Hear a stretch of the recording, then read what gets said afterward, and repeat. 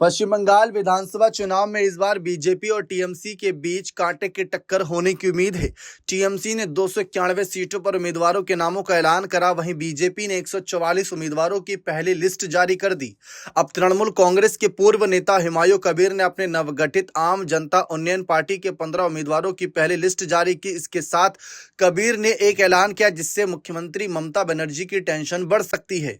कबीर ने बताया कि पार्टी पश्चिम बंगाल विधानसभा चुनाव में 182 सीटों पर चुनाव लड़ेगी। इसी के साथ हुमायूं कबीर ने ऐलान किया है कि उनकी पार्टी भवानीपुर एक हाई प्रोफाइल मुस्लिम उम्मीदवार को मैदान में उतारेगी।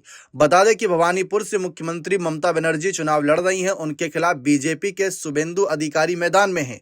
हुमायूं कबीर के इस ऐलान के बाद ममता की टेंशन बढ़ने वाली है। भवानीपुर में 20% वोटर मुसलमान हैं। वहीं एसआईआर के दौरान इस विधानसभा सीट से 40,000 वोटरों के नाम काटे जा चुके हैं। ऐसे में अगर हुमायूं कबीर किसी हाई प्रोफाइल मुस्लिम कैंडिडेट को मैदान में उतारते हैं तो ममता के लिए भवानीपुर में जीत की राह आसान नहीं होगी।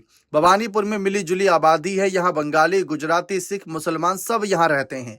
2021 विधानसभा चुनाव में टीएमसी ने यहाँ करीब 59,000 वोटों की बढ़त बनाई थी, लेकिन 2024 के लोकसभा चुनाव में यह घटकर सिर्फ 8,200 वोट रह गया है। हुमायूं कबीर ने घोषणा की है कि उनकी पार्टी दक्षिण कोलकाता की भवानीपुर सीट पर बनर्जी के खिलाफ गैर बंगाली मुस्लिम उम्मीदवार पूनम बेगम को मैदान में उतारेगी। इस निर्वाचन क्षेत्र में इस विधानसभा चुनाव की सबसे कड़ी टक्कर देखने को मिल सकती है। राजनीतिक विश्लेषकों का कहना है कि कबीर द्वारा भवानीपुर में मुस्लिम उम्मीदवार उतारने का निर्णय राज्य में सत्तारूढ़ दल अल्पसंख्यक वोट बैंक को सेंध लगाने का प्रयास होता है, भले ही ये मामूली रूप से हो। अब देखा जाए तो जिस तरीके से हुमायूं कबीर का एक बयान सामने आया जिसमें उन्होंने कहा कि मुझे एक सीट पक्की करनी है, मैं ये घोषणा करना चाहता हूं कि चुनावों में मैं रेजी नगर विधानसभा से 80,000 वोटों से जीतूंगा और नौदा से 30 से 40,000 वोटों से जीतूंगा।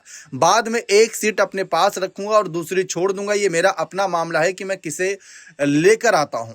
फिलहाल टीएमसी को सबक सिखाने की बात करी है हुमायूं कबीर ने। अब देखते हैं सबक सिखा पाते हैं या नहीं। बने रहें चैनल के साथ। बहुत बहुत शुक्रिया।